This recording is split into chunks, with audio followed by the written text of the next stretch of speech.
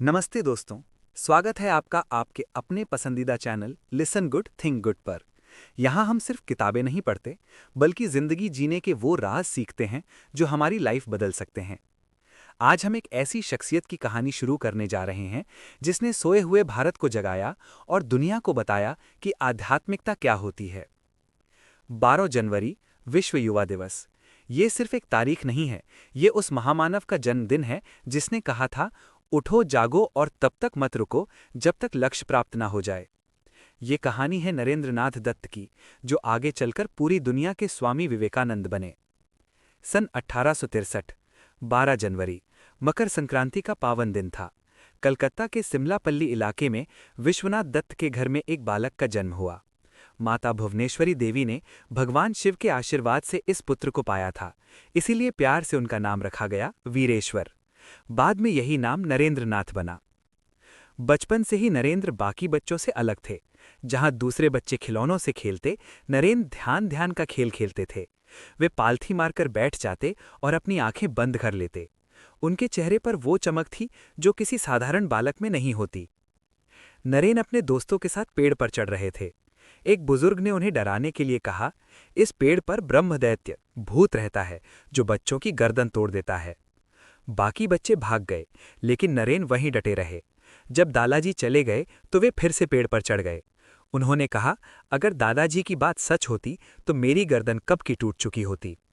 किसी की बात सिर्फ इसलिए मत मानो क्योंकि वो बड़ा है, सच को खुद परखो। यही वो तर्क शक्ति थी जो उन्हें भविष्य का विवेकानंद बनाने वाली थी। नरेंद्र सिर्फ पढ़ाकू नहीं थे, वे जितने तेज दिमाग के थे उतने ही मजबूत शरीर के भी। वे जिम्नास्टिक करते, कुश्ती लड़ते और नाव चलाते थे। उनका मानना था कि गीता पढ़ने से बेहतर है फुटबॉल खेलकर स्वर्ग के करीब जाना। उनके स्वर में मां सरस्वती का वास था। जब वे ध्रुपद गाते तो सुनने वाले मंत्रमुग्ध हो जाते। लेकिन इस बाहरी चमक के पीछे उनके अंदर एक गहरी बेचैनी थी, एक ऐसा सवाल जो उन्हें सोने नहीं देता था। क्या ईश्वर है? क्या किसी ने उसे देखा है? वे उस समय के बड़े बड़े विद्वानों के पास गए। देवेंद्रनाथ टैगोर के पास जाकर उन्होंने सीधा सवाल पूछा, क्या आपने ईश्वर को देखा है? महर्षि के पास इसका कोई सीधा जवाब नहीं था। वे नरेन की आंखों की चमक देखकर दंग रह गए और बोले, बेटा, तुम्हारी आंखें एक योगी की आंखें हैं। पर नरेन को सत्य चाहिए था, उपदेश नहीं। और इसी सत्य की खोज उन्हें ले गई दक्षिणेश्वर के उस पुजारी के पास जिनका नाम था रामकृष्ण परमहंस। नरेंद्र की उम्र बढ़ रही थी और साथ ही बढ़ रही थी उनकी जिज्ञासा। वे तर्क के उस्ताद थे। उन्होंने पाश्चात्य दर्शन, इतिहास और विज्ञान को घोलकर पी लिया था। लेकिन एक सवाल का कांटा अभी भी उनके मन में चुभ रहा था। क्या वास्तव में ईश्वर है? और यदि है तो क्या कोई उसे देख सकता है? उस समय कलकत्ता के विद्वानों के बीच एक अजीब से पुजारी की चर्चा जोरों पर थी। लोग कहते थे कि दक्षिणेश्वर के काली मंदिर में रहने वाला वह पुजारी काली से साक्षात बातें करता है। कुछ उसे पागल कहते थे तो कुछ परमहंस। नरेंद्र ने सोचा कि क्यों ना इसे भी आजमाया जाए। अगर ये भी झूठा निकला तो दुनिया को बता दूंगा कि सब पाखंड है। सन 1881 की एक दोपहर नरेंद्र अपने कुछ साथियों के साथ श्री रामकृष्ण के छोटे से कमरे में दाखिल हुए। कमरा साधारण था और सामने एक साधारण सा व्यक्ति बैठा था जिसके चेहरे पर बच्चों जैसी मासूमियत और आंखों में एक दिव्य चमक थी। रामकृष्ण ने जैसे ही नरेंद्र को देखा, उनकी आंखों में आंसू आ गए। वे व्याकुल हो उठे, जैसे कोई माँ अपने बिछड़े हुए बच्चे से सालों बाद मिली हो। उन्होंने नरेंद्र को पास बिठाया और बोले, आने में इतनी देर क्यों कर दी? मैं कब से तुम्हारा इंतजार कर रहा था। नरेंद्र हैरान थे। वे मन ही मन सोच रहे थे, ये व्यक्ति सचमुच पागल लगता है। मैं इसे जानता तक नहीं और ये मुझे ऐसे बुला रहा है जैसे मेरा ये कोई अपना है। लेकिन नरेंद्र यहां औपचारिकता निभाने नहीं आए थे। उन्होंने वही सीधा और तीखा सवाल दाग दिया जिसने दुनिया के बड़े बड़े विद्वानों को निरुत्तर कर दिया था। नरेंद्र ने पूछा, महाशय, क्या आपने ईश्वर को देखा है? रामकृष्ण मुस्कुराते हुए बोले, हाँ बेटा, मैंने ईश्वर को देखा है, बिल्कुल वैसे ही जैसे मैं तुम्हें देख रहा हूं। बस फर्क इतना है कि मैं उसे तुमसे कहीं अधिक स्पष्टता और गहराई से देख सकता हूं। नरेंद्र सन्न रह गए। आज तक किसी ने भी इतने आत्मविश्वास के साथ हाँ नहीं कहा था। रामकृष्ण ने आगे कहा, लोग दौलत के लिए रोते हैं, परिवार के लिए रोते हैं, लेकिन ईश्वर के लिए कौन रोता है? अगर कोई उसे पाने के लिए सच्चे दिल से रोए तो वो जरूर मिलता है। उस दिन नरेंद्र को जवाब तो मिल गया था, लेकिन उनका तर्कशील मन अभी भी मानने को तैयार नहीं था। उन्हें लगा कि शायद ये कोई हिप्नोटिज्म है, लेकिन वे बार बार उस पागल पुजारी की ओर खिंचे चले जाते। एक दिन जब नरेंद्र अकेले थे, रामकृष्ण ने उनके पास आकर अपना पैर नरेंद्र के शरीर से छुआ। नरेंद्र ने बाद में बताया कि उस एक स्पर्श से उन्हें लगा कि कमरा, दीवारें और पूरी दुनिया गायब हो गई है। उन्हें सब कुछ शून्य में विलीन होता महसूस हुआ। नरेंद्र घबराकर चिल्लाए और बोले, आप ये क्या कर रहे हैं? मेरे माता पिता घर पर मेरा इंतजार कर रहे होंगे। रामकृष्ण हंसने लगे और बोले, ठीक है, अभी रहने देते हैं, समय आने पर सब जान जाओगे। नरेंद्र समझ चुके थे कि ये कोई साधारण इंसान नहीं है, लेकिन उनकी परीक्षा अभी खत्म नहीं हुई थी। वे रामकृष्ण के हर शब्द को कसौटी पर कसते, कभी उनके खाने की जांच करते तो कभी उनके बिस्तर के नीचे रुपया छिपा देते, ये देखने के लिए कि क्या सच में उन्हें सोने से वैराग्य है। रामकृष्ण इस परीक्षा से खुश होते थे। वे कहते, नरेन, मेरी बात को इसलिए मत मान क्योंकि मैं तेरा गुरु हूं। पहले मुझे परख, फिर मुझ पर विश्वास कर। यही एक गुरु और शिष्य के बीच के उस महान रिश्ते की शुरुआत थी, जिसने आगे चलकर आधुनिक वेदांत की नींव रखी। लेकिन नियति ने नरेंद्र के लिए कुछ और ही सोच रखा था। सुख और शांति की इस तलाश के बीच अचानक दुखों का पहाड़ टूटने वाला था। नरेंद्र के पिता विश्वनाथ दत्त का अचानक निधन हो गया। घर की आर्थिक स्थिति बदहाल हो गई। जो नरेंद्र कल तक अमीरी में पले थे, आज उनके पास एक वक्त के खाने के भी पैसे नहीं थे। वे नंगे पैर काम की तलाश में भटकते, लेकिन हर जगह से खाली हाथ लौटते। उस गरीबी ने नरेंद्र को अंदर तक झकझोर दिया। वे सोचने लगे, अगर ईश्वर दयालु है तो वो अपने भक्तों को भूखा क्यों रखता है। इसी अंधेरे में नरेंद्र का सामना एक ऐसे सच से होने वाला था जो उनके जीवन की दिशा को हमेशा के लिए बदल देगा। जीवन हमेशा एक जैसा नहीं रहता। नरेंद्र के लिए भी वो समय आ गया था जब उनकी तर्क शक्ति और धैर्य की अग्नि परीक्षा होनी थी। पिता विश्वनाथ दत्त का अचानक निधन हो गया। घर का सारा बोझ अब नरेंद्र के युवा कंधों पर था। कल तक जो रिश्तेदार और दोस्त नरेंद्र के घर दावतों में आते थे, उन्होंने अब मुंह फेर लिया था। उधार देने वालों ने घर के चक्कर काटने शुरू कर दिए। नरेंद्र सोच रहे थे, मैंने गरीबी को इतने करीब से देखा कि रूह कांप गई। मेरी माँ और भाई भूखे सोते थे। मैं बाहर जाकर उनसे झूठ कहता कि मुझे किसी दोस्त ने खाने पर बुला लिया है, ताकि मेरा हिस्सा भी वे खा सके। मैं नंगे पैर कलकत्ता की गलियों में नौकरी ढूंढता, लेकिन हर जगह से दुत्कार मिलता। मेरे मन में विद्रोह पैदा होने लगा। कहाँ है वो ईश्वर? क्या वो सिर्फ अमीरों की सुनता है? हताशा में डूबे नरेंद्र एक दिन फिर श्री रामकृष्ण के पास पहुंचे। उनकी आंखों में गुस्सा और दर्द था। उन्होंने अपने गुरु से कहा, आप कहते हैं कि माँ काली आपकी सुनती हैं, तो उनसे कहिए ना कि मेरे परिवार को 2 वक्त की रोटी दे दे। वे क्यों हमें भूखा मार रही हैं? श्री रामकृष्ण ने शांत भाव से देखा और मुस्कुराकर कहा, नरेन, तू खुद क्यों नहीं मांग लेता? आज मंगलवार है, माँ के पास जा और जो चाहे मांग ले। माँ आज तेरी हर मुराद पूरी करेगी। नरेंद्र के मन में उम्मीद की एक किरण जगी। वे मंदिर की ओर भागे। मंदिर की छटा निराली थी। जैसे ही नरेंद्र ने माँ काली की प्रतिमा को देखा, उनके अंदर का सारा गुस्सा जैसे पिघल गया। उन्हें पत्थर की मूर्ति में एक जीवित चेतना नजर आई। वे सम्मोहित हो गए। रामकृष्ण ने बाद में पूछा, मांगा? क्या मांगा माँ से? नरेंद्र हैरानी से बोले, नहीं ठाकुर, मैं तो भूल ही गया। रामकृष्ण ने उन्हें फिर भेजा और फिर तीसरी बार भेजा, लेकिन हर बार जैसे ही नरेंद्र माँ के सामने जाते, वे धन दौलत मांगना भूल जाते। उनके मुंह से बस यही निकलता, माँ, मुझे विवेक दो, मुझे वैराग्य दो, मुझे ज्ञान और भक्ति दो। जब तीसरी बार भी नरेंद्र खाली हाथ लौटे, तो रामकृष्ण हंसे और बोले, पगले, तेरे भाग्य में सांसारिक सुख नहीं है। तू तो ईश्वर के काम के लिए बना है। पर जा, आज से तेरे घर में कभी सादे अन्न और वस्त्र की कमी नहीं होगी। नरेंद्र को समझ आ गया कि गुरु ने उनकी परीक्षा ली थी। उन्हें यह भी एहसास हुआ कि जिस ईश्वर को वे बाहर ढूंढ रहे थे, वो तो उनके भीतर और माँ काली के उस रूप में साक्षात खड़ा था। समय बीतता गया। नरेंद्र अब रामकृष्ण के सबसे प्रिय शिष्य बन चुके थे, लेकिन नियति का क्रूर हाथ एक बार फिर बढ़ा। श्री रामकृष्ण को गले का कैंसर यानी थ्रोट कैंसर हो गया। वे बोल नहीं पाते थे, कुछ खा नहीं पाते थे। नरेंद्र और उनके साथी शिष्यों ने गुरु की सेवा में दिन रात एक कर दिया। काशीपुर के बगीचे वाले घर में सेवा का वो दौर असल में रामकृष्ण मिशन की नींव था। महासमाधि से कुछ दिन पहले रामकृष्ण ने नरेंद्र को अपने पास बुलाया। उन्होंने नरेंद्र की आंखों में गहराई से देखा और समाधि में चले गए। नरेंद्र को महसूस हुआ जैसे गुरु की सारी शक्तियां उनके भीतर समा रही हैं। जब रामकृष्ण होश में आए तो वो रोते हुए कहने लगे, आज मैंने अपना सब कुछ तुझे दे दिया और मैं अब एक फकीर बन गया हूं। अब इन शक्तियों से तू दुनिया का कल्याण करेगा। जब तक तेरा काम पूरा नहीं होगा तू वापस नहीं लौटेगा। 16 अगस्त 1886 रामकृष्ण ने अपना नश्वर शरीर त्याग दिया। शिष्यों के बीच मातम छा गया, लेकिन नरेंद्र जानते थे कि गुरु मरा नहीं है, वो अब उनके रूप में जीवित है। नरेंद्र ने संकल्प लिया और अपने गुरु भाइयों को इकट्ठा किया और एक जर्जर से घर वराहनगर में मठ की स्थापना की। वहां उन्होंने धूनी जलाई और सन्यास की दीक्षा ली। अब वे नरेंद्र नहीं थे, उन्होंने नाम बदला, स्वरूप बदला और शुरू हुई एक लंबी यात्रा।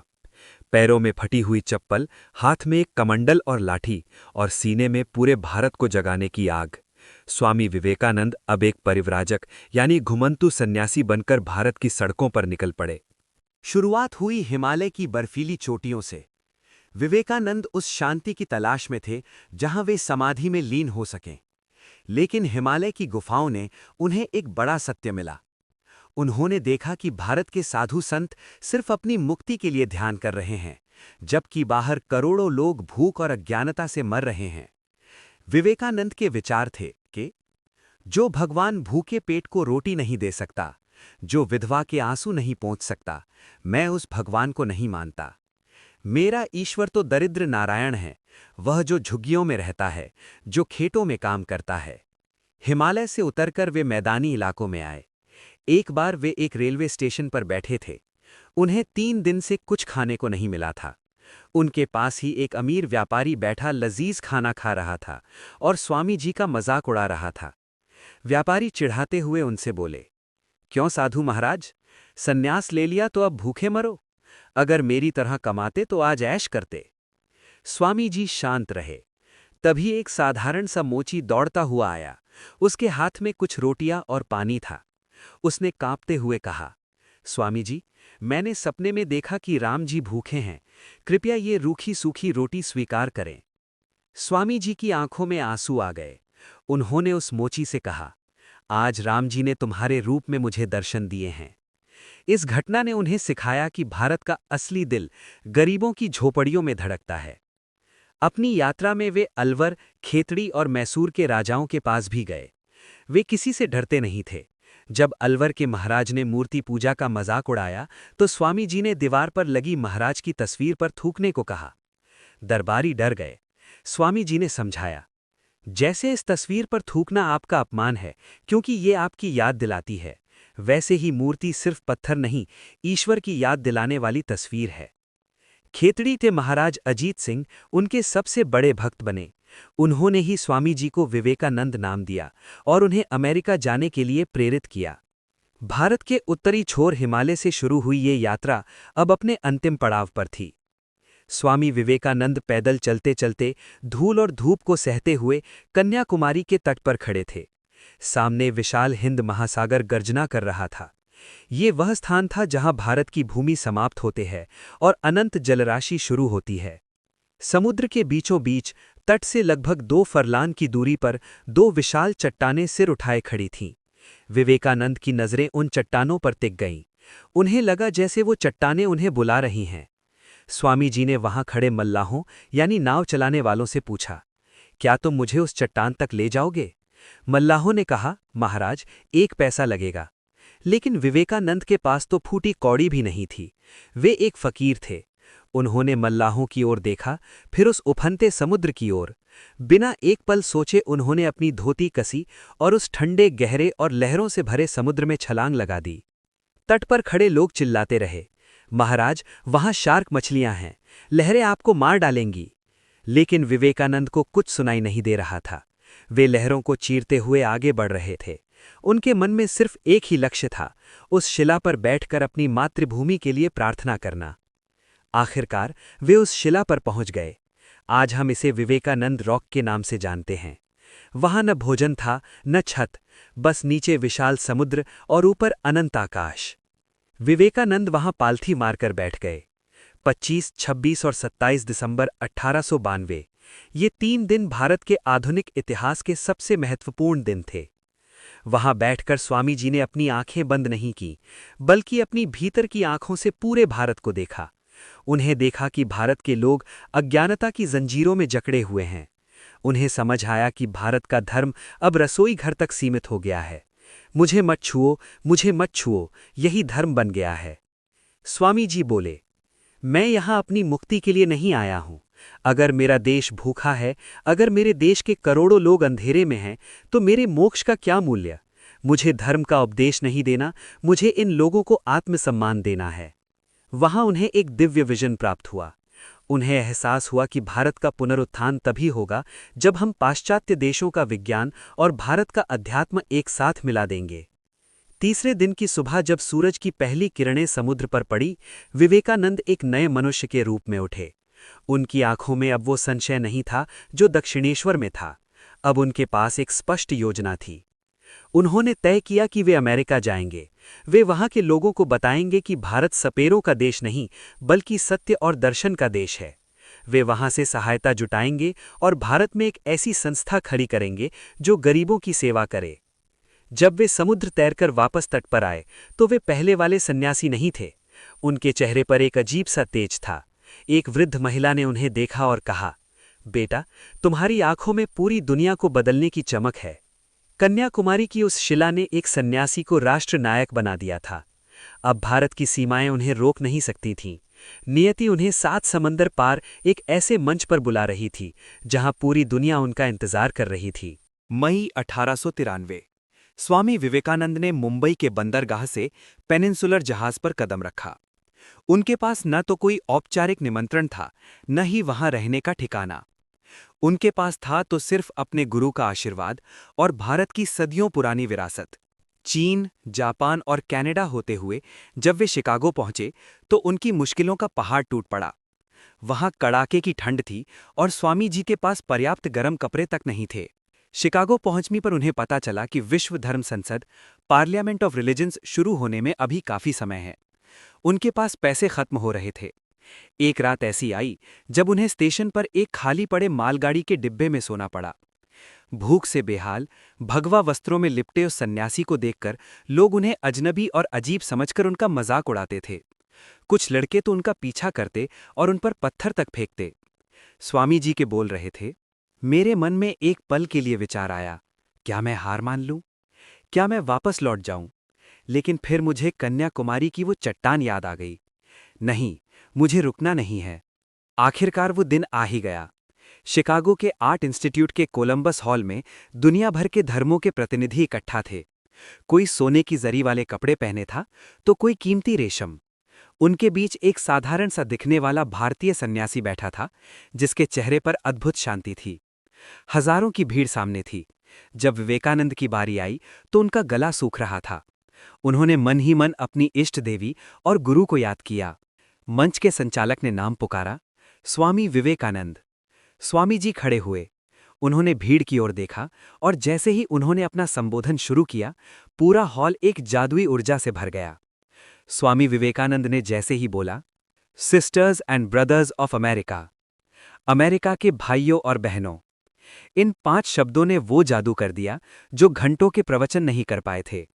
7,000 लोग अपनी कुर्सियों से खड़े होकर 2 मिनट तक तालियां बजाते रहे। क्यों?